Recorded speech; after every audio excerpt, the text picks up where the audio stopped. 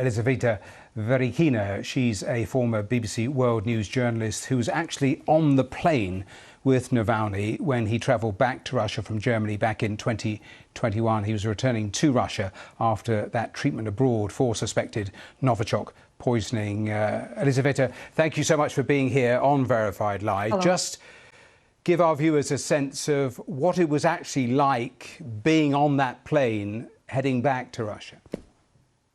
So I was among dozens of journalists from all over the world, and the flight was primarily booked by journalists and Navalny and his wife Yulia.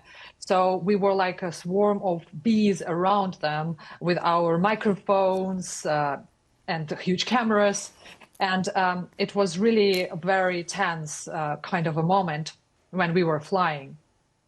And on this flight, I remember we kept asking Mr. Navalny to give us a comment, and especially for us as a BBC World News journalist, we asked him to comment in English, but he never agreed, and he just felt like probably he didn't want to talk much.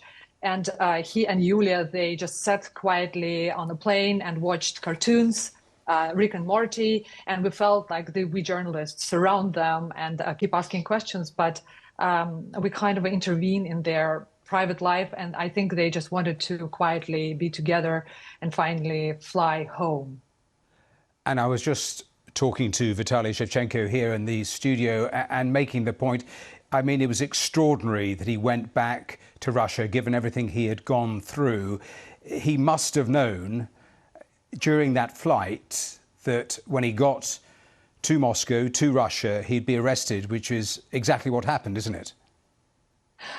Yes, he just only had a few seconds to kiss his wife Yulia on the passport control, and then he was led away by authorities. And I was just standing with my camera right next to them in this moment. But before his arrival to Moscow, Navalny wrote that I never questioned whether I should come back, simply because I never left. So Navalny never saw himself as a politician in exile. He never saw himself as someone opposing to Putin abroad. And for him, he felt that Russia is his country and he has exactly the same right like everyone else to be there and prosper. So for him, it wasn't even a question. He always saw himself in Russia and he wanted to be there. And I just also want to add a bit of a moment when we were flying.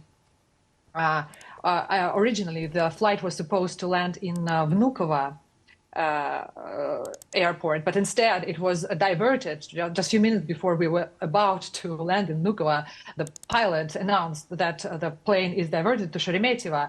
And one of the reasons is the fact that actually big crowds started gathering in Vnukovo, and Navalny has a huge support in Russia, and had even more back then. So that was a very powerful moment, and he knew that there are people who are meeting him there and there will be support. But unfortunately, this ended so sad.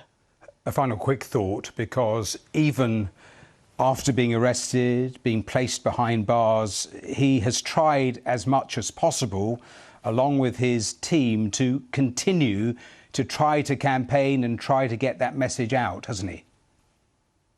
Yes, he has regularly been, through his lawyers, leaving some messages on social media, and he has been talking not only about some strategic ideas about some political life in Russia or in general, but he also was talking about the history of Russia, and he was going back into the historical reasons why Russia faced what is facing now and all these issues. So he has always identified himself as a very strong Russian patriot, and the life of country was sort of inseparable from his life. So even in the prison cell, he still was regularly trying to participate in the sort of life of the society, and it was really important for him. So he couldn't really see himself without it.